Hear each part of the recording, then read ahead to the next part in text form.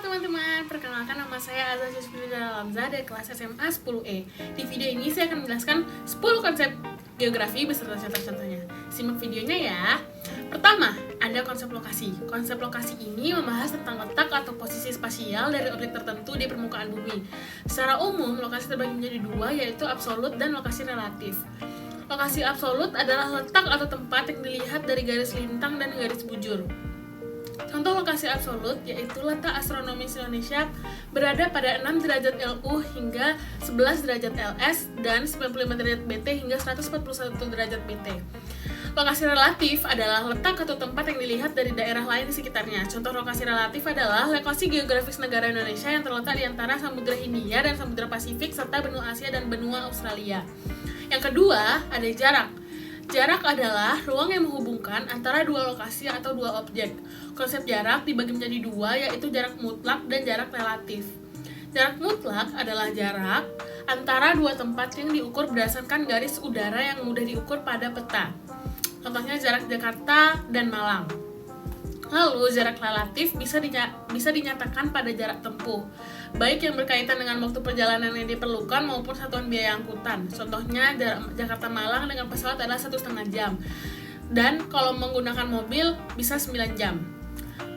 Yang ketiga, ada keterjangkauan. Konsep geografi ini mengacu pada kemudahan untuk mencapai suatu objek yang dipengaruhi oleh kondisi geografis suatu wilayah. Contohnya, dari Jakarta akan lebih mudah menjangkau kota Padang daripada Kepulauan Mentawai. Dan yang keempat adalah konsep pola. Konsep ini mengacu pada susunan atau penyebaran fenomena pada ruang muka bumi. Contohnya, pola pemukiman penduduk di wilayah pesisir memanjang mengikuti garis pantai. Dan yang kelima adalah konsep morfologi.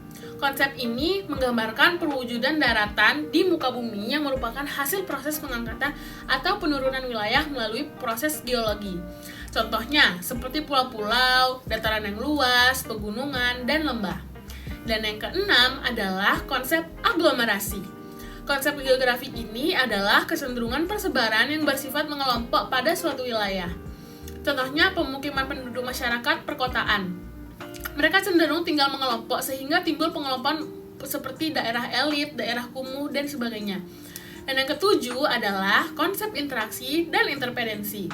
Konsep ini berkaitan dengan hubungan timbal balik atau saling ketergantungan antar wilayah. Contohnya, hubungan antara desa dan kota. Warga kota membutuhkan makanan dari desa, sedangkan warga desa membutuhkan teknologi dari kota.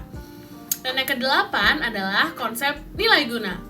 Nilai guna ini mengacu pada kelebihan yang dimiliki suatu tempat atau wilayah tertentu dan memiliki nilai kegunaan yang berbeda berdasarkan fungsinya. Contohnya, wilayah yang memiliki alam yang indah cocok sebagai daerah wisata. Dan yang kesembilan adalah konsep diferensiasi area. Diferensiasi area ini menggambarkan keunikan atau karakteristik antara wilayah satu dan yang lainnya. Contoh konsep ini, misalnya, masyarakat yang tinggal di pesisir bekerja sebagai nelayan, sedangkan warga pegunungan biasa bekerja di kebun atau ladang. Dan konsep yang ke-10 adalah keterkaitan ruang. Konsep ini menunjukkan tingkat hubungan antar wilayah. Contohnya, daerah hilir mengalami banjir karena pembangunan yang terjadi di daerah hulu. Demikianlah beberapa konsep geografi yang bisa saya sampaikan. Sebelumnya, saya mohon maaf yang sebesar-besarnya apabila dalam penyampaian tadi mungkin ada kesalahan kata atau beberapa penyampaian yang menyinggung. Terima kasih semuanya, dadah!